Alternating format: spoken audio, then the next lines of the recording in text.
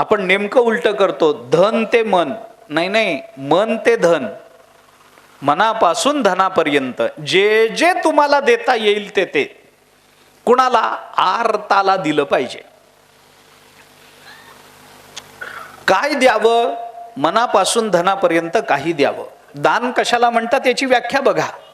काय द्यावं? मनापासून धनापर्यंत जे देता येईल ते. कुणाला द्यावं? आर्ताला द्यावं. कसं द्यावं? त्याला चांगलं बोलून द्यावं. चांगलं बोलून द्यावं, देह वाचा चित्तानं द्यावं. किती द्यावं? यथासंपन्ने. तुम्हाला जेवढं देता येईल तेवढं द्या. सगळ्यांनाच सगळंच देता येतं असं नाही. तुकाराम महाराजांनी एका अभंगामध्ये जरा स्पष्टपणाने असं म्हटलंय, नका घालू दूध जयामध्ये सार, ताकाचे उपकार तरी करा.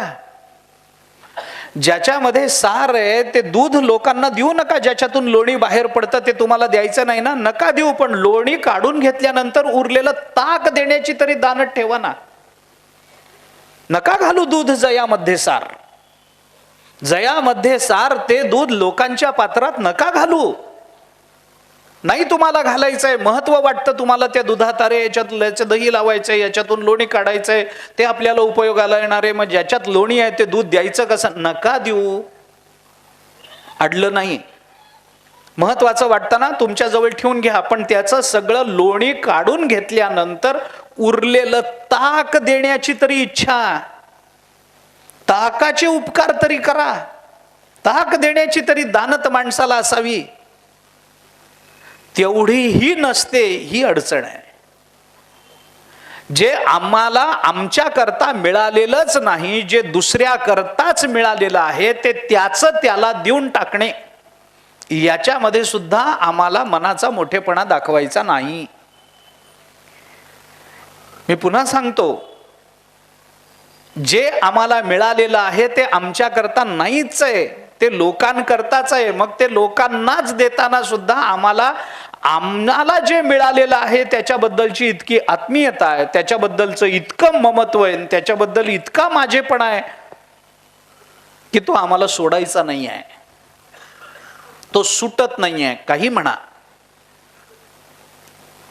म्हणून देह वाचा चित्ते यथा संपन्ने वित्ते, वैरी झाली आहे आर्ता ते. कुणाला ते देणं लागतो आपण? या संबंधात थोडा विचार करा. अजून एक थोडीशी व्यापक भूमिका याच्या संबंधात पुढे सांगतो. आर्त माणसाला दान दिलं पाहिजे, पण ज्ञानेश्वर महाराज म्हणतात दानाचा विचार करताना फक्त आर्त बघू नका. आर्त म्हणजे दुःखी, ज्याच्या ठिकाणी आर्तता निर्माण झालेली आहे, दुःख निर्माण झालेलं आहे असा. मग तो वैरी जरी असला तरी त्याला देता आलं पाहिजे. ही एक व्यापक भूमिका आहे. वास्तविक वैरी असेल, तो दुःखी असेल तर आम्हाला त्याच्या दुःखात स्वतःचा आनंद वाटत असतो, कारण तो आपला वैरी आहे. बरं झालं, त्याला असंच पाहिजे. आम्ही जेव्हा तुमच्याकडे मागायला आलो तेव्हा आम्हाला वर तोंड करून बोललात ना, आता बरे आमच्या दारात आला, देणार नाही, फुकट मेलास तरी देणार नाही. दातृत्वाचं लक्षण नाही. वैरी झाली आहे हा विकल्प ज्ञानेश्वर महाराजांना घालण्याच्या मागे कारण आहे. त्यांचं चरित्रच याच्यात आहे असं म्हणा पाहिजे तर. संन्याशाची मुलं म्हणून सगळा भोवतालचा समाज वैरी झाला होता, पण वैरी झालेला आर्त दिसला की ज्ञानेश्वर महाराजांनी त्यांच्याही पदरात 9,000 ओव्यांचं धन घातलं. हे दान नाही का? आता विश्वात्मके देवे, येणे वाग्यज्ञे तोषावे, तोषोनी मज द्यावे, पसाय दान आहे. दानच आहे ना. घातलं ना दान, ज्ञानोबाऱ्यांनी पसाय दान घातलं ना आमच्या पदरात. आम्ही वैरीत झालो होतो त्यांचे. त्यांना जेवू दिलं नाही, त्यांना बसू दिलं नाही, त्यांना उठू दिलं नाही, त्यांना गावात राहू दिलं नाही, त्यांची निंदा केली, त्यांची अवहेलना केली, त्यांना मारण्याचा प्रयत्न झाला, त्यांच्याबरोबर शुद्धाशुद्धतेचा व्यवहार झाला. तरी सुद्धा ज्ञानोबारायांनी आपण आर्त आहोत हे बघितल्यानंतर ज्ञानेश्वर महाराजांनी आपल्याकरता काय केलं नाही याचा विचार करा. हा विकल्प नाही तर ज्ञानोबारायांना ठेवायचं काय कारण होतं? आर्त झालेल्यांना, दुःखितांना द्यावं हे बरोबर आहे, गरजूला द्यावं हे बरोबर आहे. त्याच्या जीवनात ज्या पदार्थाची न्यूनता आहे आणि ती न्यूनता त्याच्या जीवनामध्ये दुःख निर्माण करते आहे, ती न्यूनता भरून काढण्याकरता आपण प्रयत्नशील राहावं हे बरोबर आहे. पण कुणाच्या बाबतीत? ज्याचा आपला संबंध नाही अशा याचकांना सुद्धा आपण बऱ्याच वेळेला देतो. पण ज्ञानेश्वर महाराज म्हणतात त्याच्यात नवल काय? ह्याच्यात दानाचं महत्व कुठे आलं? दानाचं महत्व लक्षात घ्यायचं असेल तर अपरिचित आर्ताला देण्यापेक्षा सुद्धा वैरी असलेला पण आर्त होऊन आलेला त्याला देता का सांगा, तेव्हा आपल्या मनाचं दातृत्व सिद्ध होईल. अपरिचिताला देण्यात दातृत्व काय आहे? त्याच्यात दातृत्व आहेच आहे, ते तर त्याच्याकरताच आहे. पण हे जे आहे ते मी इतरांना देईन पण वैऱ्यांना देणार नाही. माणूस म्हणतो ना, अहो धर्मदाय वाटून टाकेल लोकांना पण मुलाच्या नावावर करणार नाही, म्हणतात की नाही माणसं? एखाद्या गरीबाला देऊन टाकेन घर पण नातेवाईकांच्या हाताला लागू देणार नाही. कारण का? त्यावेळेला ते नातेवाईक त्यांचे वैरी असतात, त्यांच्या मनाच्या विरुद्ध असतात, यांना त्यांनी त्रास दिलेला असतो, यांना मनस्ताप झालेला असतो त्यांच्यामुळे. त्यामुळे ते म्हणतात मी नातेवाईकांना देणार नाही, मी यांना देणार नाही, त्यांना देणार नाही. देताना यांना त्यांना हा विकल्प लावता येत नाही हे ज्ञानोबारायांना सूचित करायचं. कारण मित्राला कोणी देईल, परिचितांना कोणी देईल? माझ्याकडे जेव्हा पैसे कमी पडतात त्यावेळेला मी मित्राकडे जातो, तो म्हणतात तू तर मित्र आहेस माझा, घे ना. पण वैऱ्याकडे गेल्यानंतर वैरी देईल का? हा तू शत्रू आहेस माझा, घेऊन जा, असं कोणी म्हणत नसतं. शत्रू आहेस आता तर देणारच नाही, आणि कोण देतं ते बघतो. आमच्या भूमिका अशा आहेत. ज्ञानेश्वर महाराज म्हणतात अरे हे तर कोणी करेल. कावळ्याला सुद्धा जेव्हा भक्ष्य दिसतं तेव्हा कावळा सुद्धा आपल्या इतर नातेवाईकांना काव काव करून बोलावतो आणि सगळ्यांना वाटून खातो. आपणही तेच करतो. पण वैरी झालेल्यांना कावळा देतो का? वैरी असलेल्यांना कुत्रा देतो का? वैर्याला सिंह देतो का? वैर्याला कोल्हा कुत्रा देतो का? वैर्याला गाढव देतं का? वैर्याला आपणही देत नाही. विचार आहे की नाही? आमच्या शेवटी लक्षात घ्या, गाढवाला मिळालेला देह सुद्धा गाढवा करता नाही इतरांकरता, कुंभाराकरताच महत्वाचा आहे. हे लक्षात घ्या ना, हे लक्षात घ्या. मग मानवाचं वैलक्षण्य कशात आहे? हा देह मानवाचा म्हणून आपल्याला मिळाला, त्याचं व्यावर्तकत्व कशात राहतं? इतर लोक, इतर प्राणी वैऱ्यांना जवळ येऊ देत नाहीत, येऊ देत नाहीत. त्यामुळे सिंहाने शिकार केली आणि कोल्हे जवळ गेले तर तो सिंह कोल्ह्यांना खाऊ देत नाही. तो सिंह बाजूला व्हावा तेव्हा कोल्ह्यांना ते मिळावं, असं सगळ्याच प्राण्यांचं आहे. पण स्वतःहून वैर्याच्या समोर जाऊन त्याला प्रदान करण्याची दानत, तेवढी बुद्धी आणि तेवढा स्वभाव हा फक्त माणसात असू शकतो, हे ज्ञानेश्वर महाराजांना अधोरेखित करायचं. म्हणून वैरी झाली ही, वैर्यालाच असं नाही म्हटलंय. आर्त झालेल्या वैर्यालाच द्यावं असं नाही म्हटलंय. वैरी झाली आई, जरी तो वैरी असला तरी हा विकल्प ठेवलाय. प्रत्येक जण वैरी नसतो. प्रत्येक वेळेला अरे तोही वैरी असेल तर त्यालाही त्याचा स्वाभिमान असेल, तो दुसऱ्याच्या दारात जाईल. आपलं वैर हे बघितल्यावर आपल्या दारात काय याचना करायला येईल तो? म्हणजे ज्ञानेश्वर महाराजांचं म्हणणं असं आहे की दातृत्व हे असं आहे, किंवा दातेपण हे अशा ठिकाणी राहतं, आपलं देणं असं असलं पाहिजे की तिथं फक्त आपण आर्तता, दुःख बघितलं पाहिजे. ते दुःख कुणाच्या ठिकाणी निर्माण झालंय, त्याचा अधिकार काय हे बघण्याचं कारण नाही आहे. दुःख बघा, ते दुःख कोणत्या व्यक्तीच्या ठिकाणी निर्माण झालंय, त्या व्यक्तीचा आपला संबंध काय आहे याचा विचार करण्याचं कारण नाही. मित्राला कोणी देतं? शत्रूला कोण देतं याचा विचार करा. कोणी देत नाही, पण देता आलं पाहिजे तर ते दान आहे. दान जर आपण अधिकार बघून संबंध बघून करायला लागलो तर ते दान होत नाही. म्हणून दान आणि उपकार या दोन संकल्पनांमध्ये भेद आहे. उपकार वेगळा आणि दान वेगळं. दान म्हणजे उपकार असू शकेल, पण उपकार म्हणजे दान होत नाही. माझ्याकडे आलेल्या एखाद्या माणसावर मी उपकार करतो याचा अर्थ मी त्याला ते दान देतो असं होत नाही. उपकार हा शब्द वेगळा आहे आणि दान हा शब्द वेगळा आहे. या दोन्ही संकल्पना भिन्न भिन्न आहेत, लक्षात घ्या.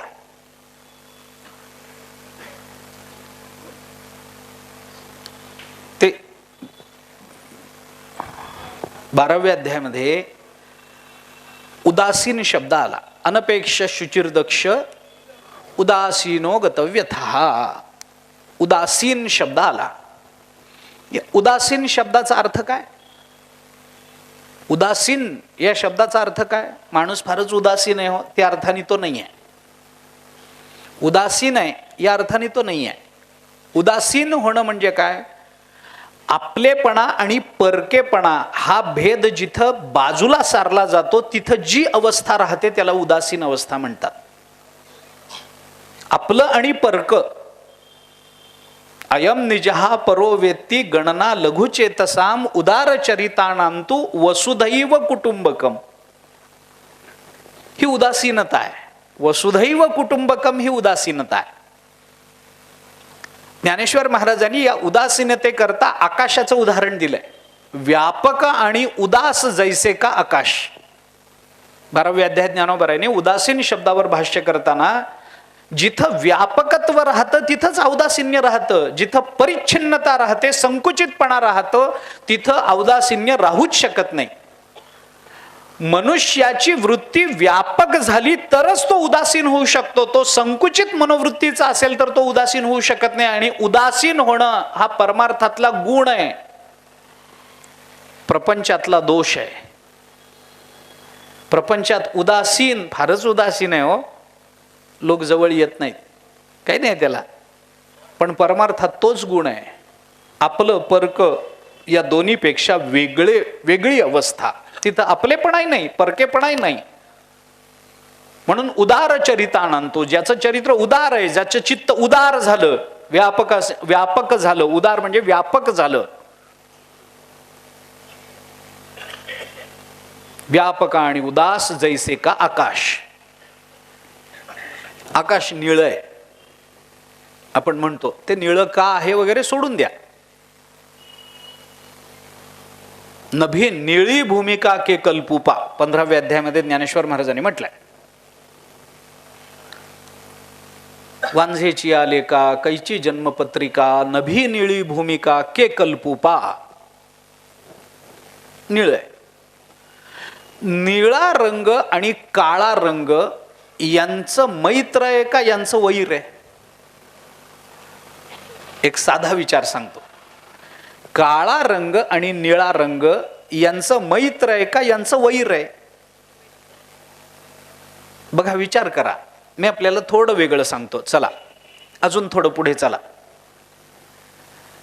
जर त्यांचं मैत्र असतं तर एकमेकांना मिटवण्याचा प्रयत्न केला नसता. काळ्या रंगाचं कुणाशीही सख्य नसतं. काळा रंग कुणाच्याही प्रेमात नसतो, कारण तो जिथं जातो ना तिथं दुसऱ्याचं अस्तित्व मिटवून टाकतो. म्हणून पांडुरंग काळा आहे, हे लक्षात घ्या. तो जिथं आहे तिथं दुसरं कोणी नाही आहे, दुसरं कोणी नाही आहे. पण आकाशामध्ये निर्माण झालेले आलेले काळे ढग, आकाश त्या काळ्या ढगांना म्हणतो का तुमचं माझं वैर आहे, जा इथून निघून. निळा रंग येऊ दे, आकाश तेवढ्याच प्रेमानं सांभाळतं, कारण आकाश निळ आहे. निळा ढग येऊ दे, आकाश म्हणतं हरकत नाही, तू माझ्याच स्वभावाचा आहेस ना. काळा ढग येऊ दे, काही फरक पडत नाही. विविध रंगाचे ढग आकाशामध्ये येतात, पण आकाश कुणालाही विरोध करत नाही, कारण व्यापक असल्यामुळे उदास आहे. जगद्गुरु शंकराचार्यांनी अनपेक्ष शुचिर्दक्ष उदासीनो गतव्यथा याच्यातल्या उदासीन शब्दावर व्याख्यान करताना एक व्याख्या सांगितली. न कस्यचित मित्रादेहे पक्षम भजते याह सहा उदासीन, अशी एक उदासीन शब्दाची व्याख्या सांगितली. जो मित्राचाही पक्ष घेत नाही तो उदासीन. आता गंमत आहे, मला हे का आठवलं त्याचं कारण सांगतो. वैरी झाली आहे हा जो विकल्प इथं दिला त्याच्या बरोबर विरुद्ध विकल्प तिथं आहे. मित्रादेहे पक्षम भजते न कस्यचित मित्रादेहे पक्षम भजते याह सहा उदासीना. जो मित्राचाही पक्ष घेत नाही म्हणजे काय, म्हणजे वैर्याचा पक्ष कोणी घेतच नसतं. तुम्ही काय वेगळं सांगताय त्याच्यामध्ये. वैर्याचा पक्ष, मी याच्याकरता एक गमतीचं उदाहरण देत असतो, मागे ऐकलं असेल पण पुन्हा द्यायला मला काही संकोच वाटत नाही. मला सांगा, साधं उदाहरण आहे काय पण मनोरंजक वाटावं म्हणून सांगतो. ऑस्ट्रेलिया आणि पाकिस्तान यांची क्रिकेटची मॅच चालू आहे. प्रामाणिकपणानं तुम्ही सांगा, तुम्हाला कोण जिंकावं वाटतं? काय संबंध आहे, काय कारण आहे मला सांगा ना. अरे मित्र, शत्रूचा पक्ष कोणीच घेत नसतं, याच्यात नवल नाही. पण जो मित्राचाही पक्ष घेत नाही ना तो उदासीन आहे. उदासीनता तिथे आहे. तसं आपल्या मित्राला तर कोणी देईल नवल नाहीये. वैरियाही झाली अर्थात हे लक्षात घ्या ना. तो वैरी असला तरीही, कारण त्याची आर्तता बघायची आहे, त्याचं दुःख बघायचं आहे. दानाचा हेतू दुःख निवृत्ती हा आहे. ते दुःख कुणाच्या ठिकाणी उत्पन्न झालेलं आहे त्याचा आणि आपला संबंध, याच्या दानाचा हेतू बाधित होता उपयोगी नाहीये. तो हेतू बाधित नाही झाला पाहिजे संबंधानं. कारण हेतू जेव्हा व्यापक असतो आणि संबंध जेव्हा परिच्छिन्न असतात तेव्हा परिच्छिन्नानी व्यापक हेतू बाधित जर होईल तर सगळंच मुसळकेरात जाईल. व्यापकत्वाने परिच्छिन्नता बाधित व्हावी हे मान्य आहे, पण परिच्छिन्नाने व्यापक बाधित होऊ नये. दानाचा हेतू व्यापक आहे आणि संबंध हे परिच्छिन्न आहेत. त्या व्यक्तीचा आपला वैर्याचा संबंध हा परिच्छिन्न आहे. आपल्याला सगळ्यांबरोबरच वैर नाही आहे, आपल्या सगळ्यांबरोबरच मैत्र नाही आहे. कुणाबरोबर मैत्री आहे, कुणाबरोबर वैर आहे, कुणाबद्दल उदासीनता आहे, कुणाची तोंड ओळख आहे, कुणाचं नुसतं नमस्कार चमत्कार आहेत. पण कोणी समोरून आला तर गल्ली बदलून जाणं हे एखाद्याच्या बाबतीत आहे. वैर कमी आहे.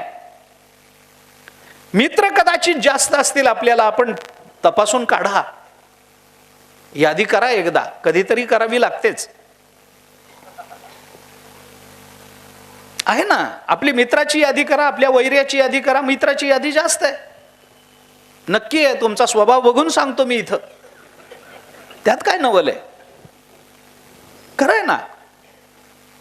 मग त्या कमी असणाऱ्या शत्रूंकरता व्यापक जो भाव आहे दुःख निवृत्तीचा, तो जर आपण बाधित करत असू, म्हणून मी म्हटलं दानाचा हेतू काय आहे, दुःख निवृत्ती.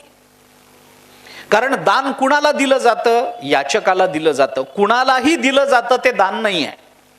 येणाऱ्या कुणालाही दिलं ते दान नाही आहे, त्याला याचकच पाहिजे.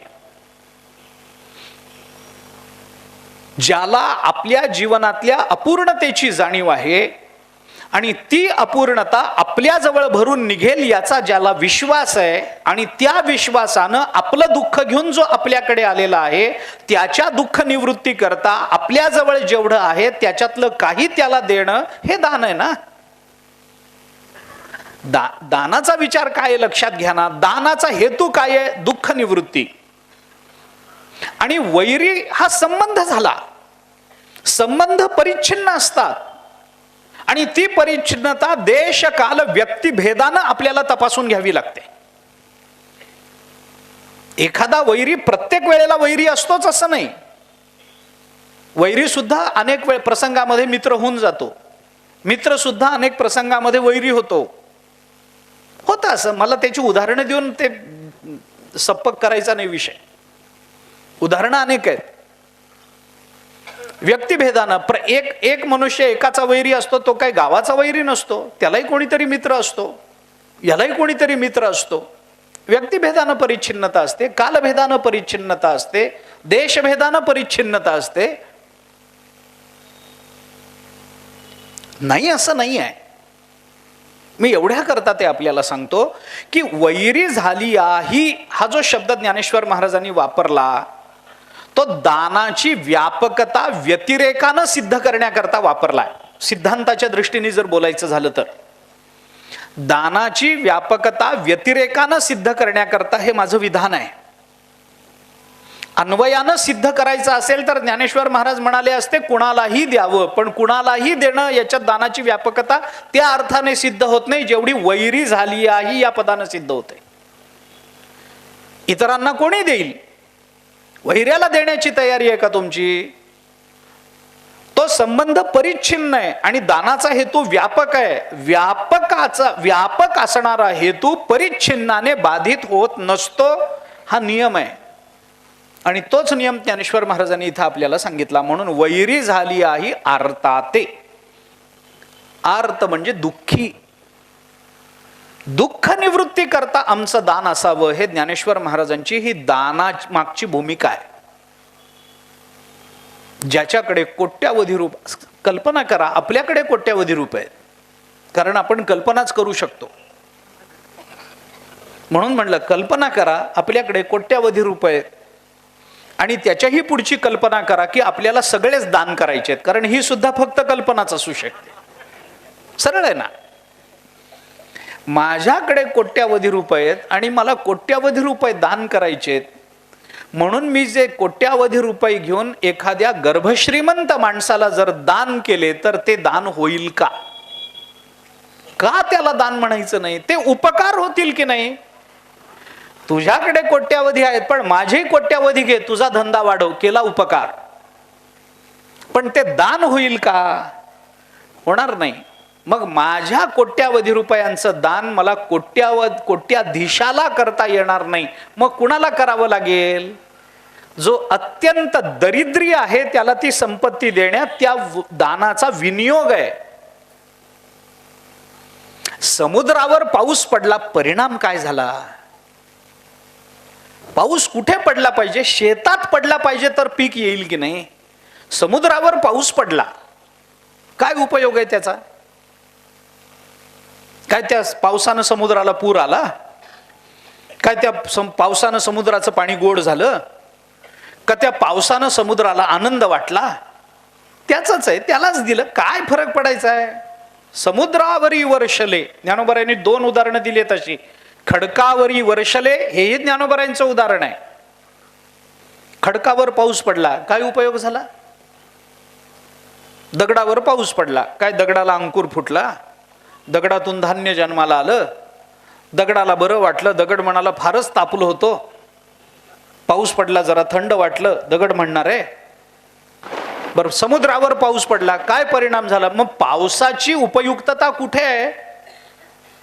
उन्हानं तप्त झालेल्या ज्या भूमीला पाण्याची अपेक्षा आहे ती आर्तता त्या ज्या जमिनीच्या ठिकाणी निर्माण झालेली आहे तिच्यावर पाऊस पडण्यामध्ये उत्पन्न आहे ना. थोडं हे ताणून सांगतो मी आपल्याला, अजून थोडा विचार. कुठे पाऊस पडला पाहिजे? जमिनीवर, शेतात पाऊस पडला पाहिजे. ज्याचा परिणाम काय होईल? त्याच्यापासून पीक उत्पन्न होईल. त्याचा परिणाम काय होईल? अनेकांना पोटभर अन्न मिळेल. परिणाम काय होईल? जनावरं संतुष्ट होतील. परिणाम काय होईल? आपल्या पोटातून पीक जन्माला आल्यामुळे पृथ्वीला धन्यता वाटेल. परिणाम काय होईल? शेतकरी संतुष्ट होईल. परिणाम काय होईल? गावामध्ये कोणी उपाशी राहणार नाही. म्हणजे पाऊस जो पडायचा तो जमिनीवर, अशा जमिनीवर पडायचा की ज्या जमिनीतून पीक येईल. आता हे वैरी झाली आहे आर्ताते असं जे ज्ञानेश्वर महाराजांचं म्हणणं आहे ते थोडं अजून दानाचं एक महत्व ज्ञानेश्वर महाराजांनी आर्त शब्द वापरून कसं अधिक व्यापक केलेलं आहे त्याचा विचार सांगतो. याचा हेतू असा आहे की अशा ठिकाणी दान केलं पाहिजे की त्याला दिलेल्या दानातून त्याला इतरांना दान करता आलं पाहिजे. तो आत्ता आर्त मान्य आहे, आत्ता तो दुःखी मान्य आहे, पण आपल्या दानाने त्याचं दुःख जे दूर झालं पाहिजे ते केवळ दुःख दूर झालं पाहिजे इतकंच नाही, तर त्याला आपण दिलेल्या दानातून इतरांना दान देता आलं पाहिजे. अशा ठिकाणी पाऊस पडला पाहिजे की ज्या जमिनीतून अन्न पिकून इतरांना संतुष्टी मिळाली पाहिजे. आर्त शब्द दुःखी या अर्थाने आहे. आर्त म्हणजे दुःख. अर्थ म्हणजे दुःख, दुःखितांना द्यावं मान्य आहे. कारण मनुष्य जो दुःखी होतो ना, थोडा विचार करा, दान द्या, मला काहीतरी द्या असं मनुष्य आनंदानं कधी म्हणत नसतो. दानाची अपेक्षा आनंदात निर्माण होत नाही, ती दुःखातच निर्माण होत असते. जो आनंदात आहे तो का मागेल कुणाकडे जाऊन, मला द्या असं म्हणायला काही फार आनंद वाटतो काय? अरे तो दुःखीच असतो, त्याला द्या म्हणण्याची इच्छा नसते, त्याला तो अपमानच वाटत असतो. पण त्याची परिस्थिती त्याला तसं करायला भाग पाडत असते. तो परिस्थिती वश झालेला असतो, अगतिक झालेला असतो, दुःखी झालेला असतो, त्याच्यासमोर दुसरा पर्याय नसतो. पर्यायहीन झालेला, दुःखी झालेला, अगतिक झालेला, परिस्थिती वश झालेला, त्याला हात पसरावा लागतो. तो काही आनंदानं कोणी द्या असं म्हणत नाही, त्याचं दुःख त्यालाच कळत असतं. भिकारी असेल तर तो त्याला माहिती आहे की मागितल्यावर मिळतं, काही करायची गरज नाही, मग माणसं आनंदानं भिका मागतात. पण भीक वेगळी असते, दान वेगळं असतं. दान मागायला आलेला कोणताही याचक अत्यंत आनंदानं दान मागत नाही, तो दुःखानंच मागत असतो. त्याच्या जीवनात तशी परिस्थिती निर्माण झालेली असते, कुठूनही आशेचा किरण त्याला दिसत नसतो. परिस्थिती सर्वार्थानं प्रतिकूल झालेली असते. हात पसरणं हा त्याचा स्वभाव नसतो. आतापर्यंत त्यांनी कुणासमोर हात पसरलेला नाहीये. हात पसरण्यामध्ये आपल्या जीवनाची अधोगती आहे हे त्याला कळतं आहे.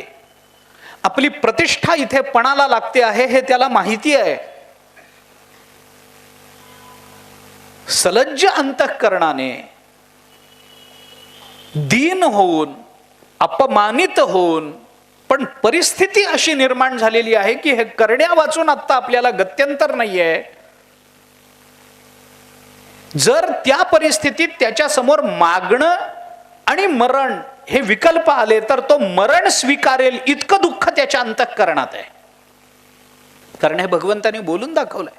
संभावितस्य च कीर्तिर्मरणादतिरिच्यते, भगवंताचे शब्द आहेत गीतेतले.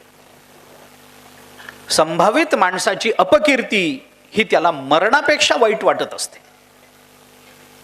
जो मानी मनुष्य आहे, जो आतापर्यंत प्रतिष्ठेनं जगलेला आहे, त्याला जेव्हा दुसऱ्याच्या दारात, हे 5 वर्षाचं वेगळं आहे बरं, ते प्रतिष्ठित असूनही त्याला भीकच म्हणा, त्याला दान म्हणूच नका. आपण करतो त्याला मतदान म्हणतात, पण मागायला येणारे ते प्रतिष्ठित असतात आणि अत्यंत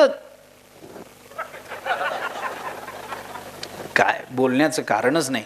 संभावितस्य च कीर्तिर्मरणादतिरिच्यते, भगवान बोलतात. संभावित माणसाला, जो प्रतिष्ठित आहे, ज्याला मान आहे गावामध्ये, त्याला आपली अपकीर्ती ही मरणापेक्षा वाईट वाटत असते. तर ह्याच्यापेक्षा मेलेलं बरं, पण कुणाकडे मागू नये. हात पसरी जिणे धिक त्याची, तुकाराम महाराजांची भाषा आहे. ज्याला हात पसरायची वेळ येते त्याच्या जीवनाचा धिक्कार असो, मग तो कोणी असो. तुकाराम महाराजांनी लहानाची हे केलं, धिक्कार केला नाही लहानाचा, मोठ्याचा धिक्कार केला. मोठ्याचा कुणाचा केला? भगवंताचा सुद्धा धिक्कार करायला तुकाराम महाराज मागे पुढे बघत नाहीत. तुका म्हणे करी ब्रह्मांड ठेंगणे, हात पसरी जिणे धिक त्याचे.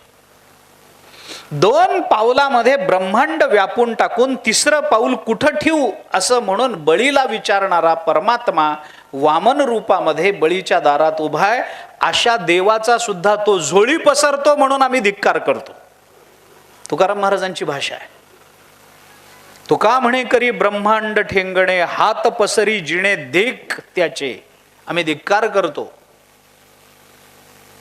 आणि देवा तुमचाच धिक्कार करतो असं नाही, तुमच्याकडे असं जर कोणी मागायला आला तर तुम्ही सुद्धा त्याचा असाच धिक्कार केला पाहिजे असा उपदेशही देवाला केलाय. भिक्षा पात्र अवलंबिणे, जळो जिणे लाजीरवाणे, ऐसियासी नारायणे उपेक्षिजे सर्वथा. भिक्षा पात्र अवलंबिणे, अरे हे जिणे लाजीरवाणे. मागायला आलेल्या माणसाला काय उत्साह असतो काय? मागणारा मनुष्य काय आनंदानं मागत असतो का? पण संभावित असेल तर, प्रतिष्ठित असेल तर चाललंय. हा, लाज नसताना मागणारे पुष्कळ आहेत. द्या हो द्या हो द्या हो करायला ते आहेच आहेत ना, गावोगावी आहेत, गल्लोगल्ली आहेत. त्यांचं महत्व नाहीये. आर्त शब्द ज्ञानेश्वर महाराजांनी वापरला. तो हौसेनं मागत नाही. त्या बिचाऱ्याची तशी परिस्थिती आहे. मग तो वैरी असला तरी ते दुःख येतच मनामध्ये, दाटूनच येतं. अरे अरे आहे वैरी आहे, माझ्याबरोबर वाईट वागलाय, पण काय परिस्थिती आली.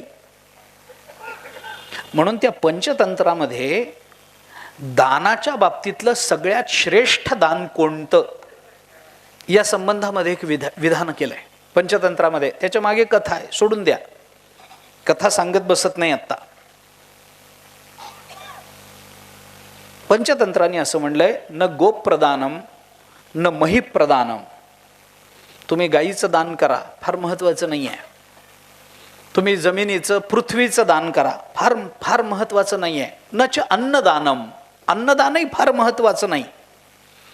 न च अन्नदानम ही तथा प्रधानम, अन्नदान सुद्धा तेवढं महत्वाचं नाही आहे. मग काय चांगलंय? यथा वदंतीह बुधा प्रदानम. विद्वान लोक ज्याला चांगलं दान म्हणतात ते कोणतं आहे? सर्व प्रदानेषु अभय प्रदानम. शेवटचं चरण. सगळ्या दानामध्ये सगळ्यात श्रेष्ठ दान विद्वान लोक सांगतात ते म्हणजे अभयदान. त्याच्या अंतःकरणातल्या भीतीची निवृत्ती करणारं जे अभयत्व, ते अभयत्व देणं हे सगळ्यात मोठं दान आहे. आर्त आहे, वैरी आहे, पण तरी सुद्धा वैर्याला देण्यासारखं आमच्याकडे कदाचित काही नसेल, पण हे अभयत्व देणं हे मात्र वैर्यालाही शक्य होतं. म्हणून मी थोडंसं हे ज्ञानेश्वर महाराज जे म्हणतात ना की देह वाचा चित्ते, एखादा मनुष्य आहे आपल्याकडे आला, देण्याकरता काही नाही आहे, आपल्याकडे सुद्धा नाही आहे, त्याचं दुःख मिटावं इतकं आपण देऊ शकत नाही, अल्प देणं त्याला परवडत नाही. मग काय करता येतं? काही नाही तर नाही, देह चित्त सोडून द्या, पण वाचेनं तरी त्याला गोड बोलून संतुष्ट करता येतं ना, तेवढंही दान आम्ही करायला तयार नाही आहोत. होईल बरं, चिंता करू नका तुम्ही, होईल ना, सगळं ठीक होईल, एवढं काय त्याच्यामध्ये तुम्ही विचार करता. परिस्थिती असते, जाईल एखाद्या वेळेला. वैरी आहे, आमच्या जीवावर उठला होता, पण आज आमच्या दारात आहे, मग काय करावं? काही नाही, आमच्याकडे त्याला देण्याकरता सर्वोत्तम पर्याय जर काही असेल तर त्या वेळेला आपण केलेली क्षमा सगळ्यात श्रेष्ठ दान, आपण त्याला दिलेलं अभय सगळ्यात श्रेष्ठ दान.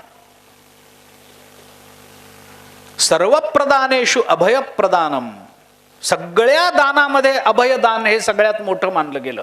वैरी असेल तर तो आर्त आहे, तो दुःखी आहे, परिस्थिती फार बिकट आली. आपण कधी कधी म्हणतो की नाही असं आपल्याही म्हणून मी म्हटलं ना, आपण सगळे स्वभावतः सज्जन आहोत, हे त्याच अर्थाने. आणि ह्याच्यात गैर नाहीये, मी विनोदानं नाही बोलत आहे. तुम्ही आपलं आपलं प्रांजळ मन तपासून बघा, मनातून आपल्याला काय वाटतं याचा विचार करा. एखाद्याचं दुःख बघून आपल्याला क्वचित का होईना पण मनात असं येतं की नाही, आपण म्हणतो की नाही, अहो वैऱ्यावरही अशी परिस्थिती येऊ नये म्हणतो की नाही आपण. म्हणजे काय, वैरी झाली आहे अर्थात ते आलंच की नाही त्याच्यामध्ये. वैऱ्याला सुद्धा अशी पाळी येऊ नये हो. म्हणजे वैऱ्याबद्दलही आपल्या अंतःकरणामध्ये कणव आहे. आपण सज्जन आहोत की नाही मला सांगा ना. वैऱ्याच्या बवरही अशी अवस्था परिस्थिती येऊ नये असं ज्या अर्थी आपल्याला वाटतं त्या अर्थी आपण सज्जनच आहोत. वाटतच नसेल तर मला काही म्हणायचं नाही. पण असं जगात होत नाही. माणूस बोलताना तरी हे बोलून जातोच. फार वाईट अवस्था आली हो त्यांच्यावर. अशी अवस्था वैऱ्यावरही येऊ नये. म्हणजे वैऱ्याची सुद्धा कणव आहे. वैऱ्याबद्दलही आपल्या अंतःकरणात या ना त्या निमित्तानं दया निर्माण होण्याचा संभव आहे. आणि तो संभव आहे म्हणूनच ज्ञानेश्वर महाराजांनी वैरी झाली आहे अर्थाते असे शब्द वापरले. म्हणून मी म्हटलं की आर्त शब्दात काय अर्थाने विचारात घ्यायचा आहे लक्षात घ्या.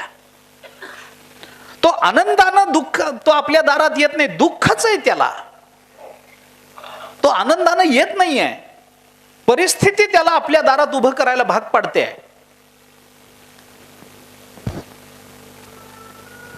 अगतिक झालाय बिचारा. कुठून काही नाही, मिळेल तिथं जावं लागतंय म्हणून आपल्याकडे आलाय.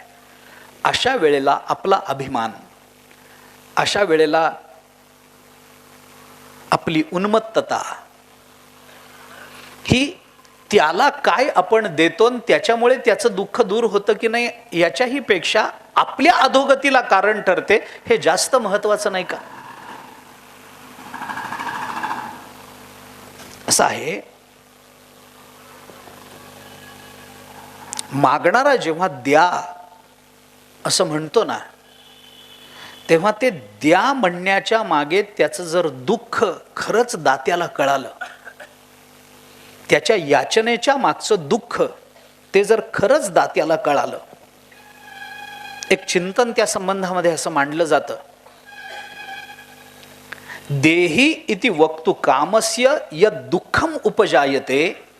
मला द्या असं ऐकल्यानंतर ते म्हणणाऱ्याच्या शब्दाच्या मागचं दुःख जर आमच्या अंतःकरणात निर्माण झालं, त्या दुःखाची जर आम्हाला संवेदना निर्माण झाली, दुःखाची जर आम्हाला जाणीव झाली, कुणाला दाता चेत जर दात्याला तशी जाणीव निर्माण झाली तर तो काय करेल, तत् विजानिया ते दुःख जाणून दद्यात स्वपिती शतान्यपी. तो आपलं कातड सुद्धा काढून त्याला देऊ शकेल इतकं मोठं दुःख त्या याचकाच्या ठिकाणी असतं. याचक जेव्हा द्या म्हणून पदर पसरतो, त्या द्या म्हणण्याच्या मागची वेदना जर दात्याला कळाली तर इतक्या आर्त दुःखानं, इतक्या दुःखानं आर्ततेनं तो द्या म्हणतोय त्याची तीव्रता जर कळाली ना तर देणारा आपल्या शरीराचं कातड सुद्धा काढून देईल इतकी आर्तता त्या द्या म्हणण्यामध्ये असते. आम्हाला जाणवत नाही. आणि इतका दुःखी जेव्हा समोर येतो तेव्हा तो वैरी आहे का, तेव्हा तो मित्र आहे का, तेव्हा तो कोण आहे, काही घेणं देणं नसतं. फक्त दुःख दिसणं, दिसलेल्या दुःखाच्या निवृत्तीची प्रेरणा होणं आणि त्या प्रेरणेपोटी काहीतरी आमच्याकडून कृती घडणं, या तीन गोष्टी एकापेक्षा एक वरचढ ठरतात. लक्षात घ्या. दुःख कळणं, त्याच्याही पेक्षा श्रेष्ठ ते दुःख दूर झालं पाहिजे असं वाटणं, आणि दुःख दूर झालं पाहिजे असं वाटण्यापेक्षा ते दुःख दूर करण्याचा प्रयत्न करणं, हे एकापेक्षा एक वरचढ आहेत.